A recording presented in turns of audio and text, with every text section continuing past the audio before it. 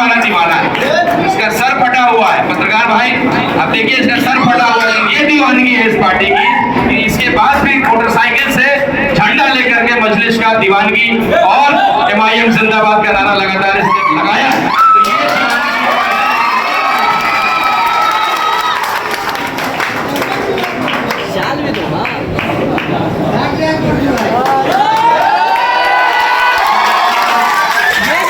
तो ये आरजेडी वाले भाई लोग कहां से लाओगे? ये दीवाने भाड़े पे मिलेंगे क्या?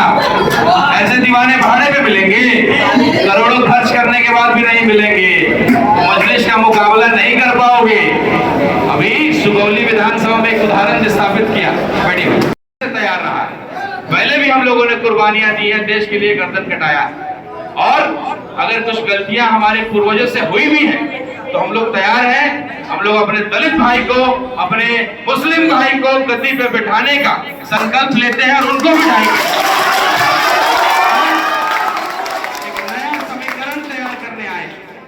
अगर मैं इसको कह रहा हूं, अपनी पार्टी, मैं जिस समाज से आता हूं, राजपूत समाज से आता हूं, हिंदू समाज से आता हूं, हमारी जनसंख्या कम है, और तमाम अपने जितने भी मेरे मीडिया के भाई हैं, मैं आपके द्वारा इस मैसेज को हर अपने फॉरवर्ड समाज के, अपने राजपूत समाज के भाइयों तक पहुंचाना चाहता हूं, पंडित समाज के भाइयों के साथ, भूमियार समाज के भाइयों के साथ, और अपने दलित भाइयों के समाज के पास ये मैसेज को पहुंचाना चाहता हूं कि हमको सत्ता नहीं चाहिए, लेकिन हम सही व्यक्ति को, सही और वैसा व्यक्ति जो पंक्ति के सबसे पीछे वर्ग में था, चाहे वो मुस्लिम भाई हो, चाहे दलित भाई हो, उसको गद्दी पे मुख्यमंत्री हम बनाना चाहते हैं और एक नया समीकरण तैयार करना चाहते हैं। तो ये बिहार की बात हुई।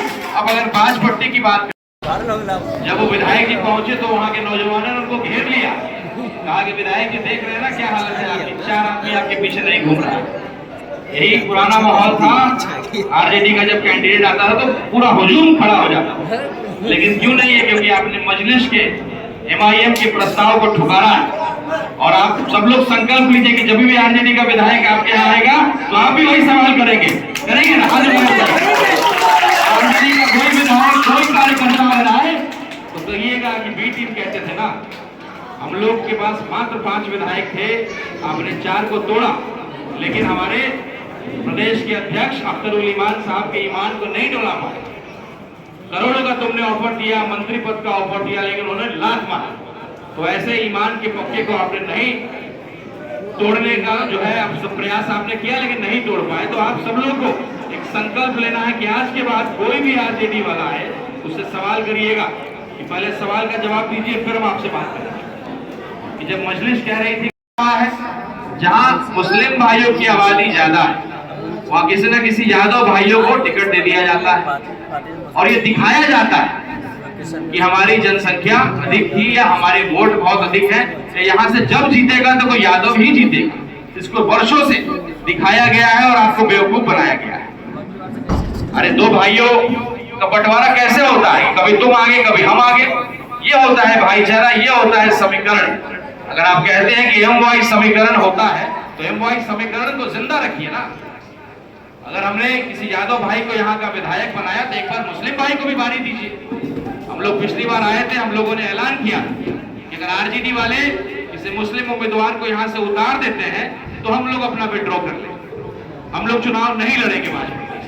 लेकिन ऐसा बिल्कुल भी उनका मंशा नहीं है, क्योंकि हम लोगों ने बहुत विनम्र होकर, जो हमारा स्वभाव नहीं है, एआईएमआईएम के कार्यकर्ता ऐसे भी बड़े गर्मजोश के लोग होते हैं, और एक एक कार्यकर्ता, मैं तो कार्यकर्ता कहता ही नहीं हूं, अपने हर तकरीर में एक बात को कहता हूं कि बाकी पार्टियों में कार्यकर्ता होते हैं, हमारी पार्टी में दीवाने होते हैं, और